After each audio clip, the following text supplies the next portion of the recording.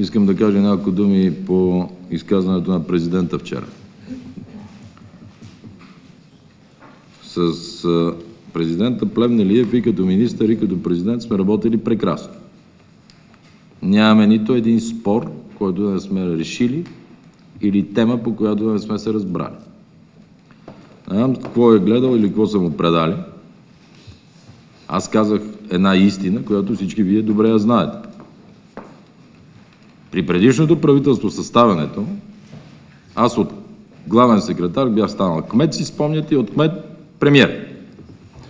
Затова в развитите цивилизовани държави толкова много се държи на така наречените системни партии.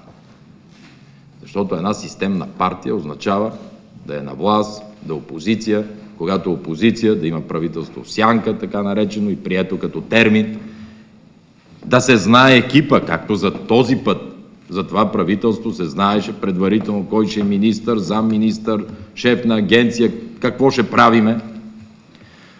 Тогава от кмет изведнъж трябваше да посоча 16 министри, още 50-60 замминистри, шефове на агенции и какво ли не още. И то след провала на тройната коалиция.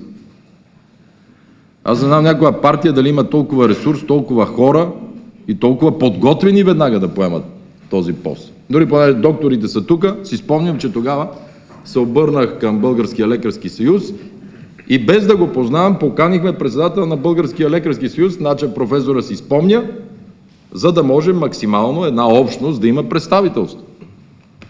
Срещнахме се с синдикатите, срещахме се с КРИБ, тогава беше оглавяван от господин Прокопиев, и от тогава до ден днешен ние с работодателските организации, големи, малки, средни, търговските камери, синдикатите, непрекъснато поддържаме връзка, браншовите организации. Между другото, честит празник на всички строители днеска, на всички, които носят и това славно име Димитър, но и ден на строителя днеска. И тогава съм се обърнал и към КРИБ в финансово-икономическата сфера да намериме най-подходящите хора. Аз не съм казал, че това е лошо, но това е истина. Сега гледам някакси бягат от това. Може би кръга капитал не им харесва като дума, окей. Нека така да го приемам го и това. Да, с Плевнелиев се познахме първа копка на бизнес център, още като кмет бях правил с него.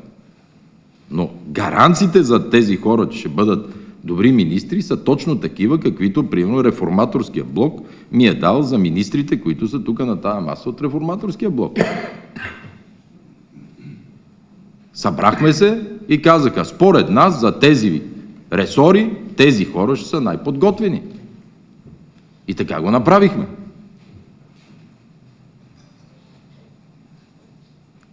Коя неистина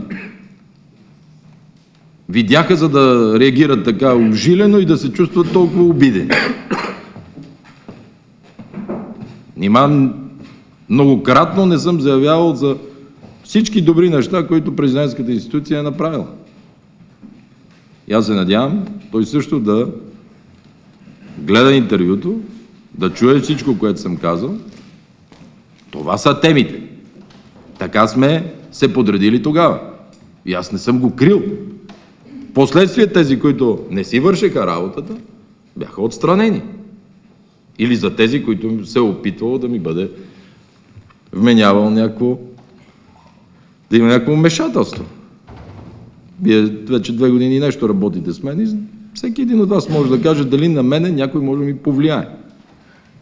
Или аз да съм се опитал на един от вас да повлияе заради друг човек. Имате право да слезете долу и да кажете, това е случай, така действаше премиер. Така че се надявам, така както сме работили 5 години, а и много преди това с президента, да продължиме да работиме така и да ревизира това, което е казал, защото не съм съгласен с част от констатациите. Тези министри тогава, които пък бяха добри, Ние ги издигнахме и за президенти като партия. И той е точно такъв.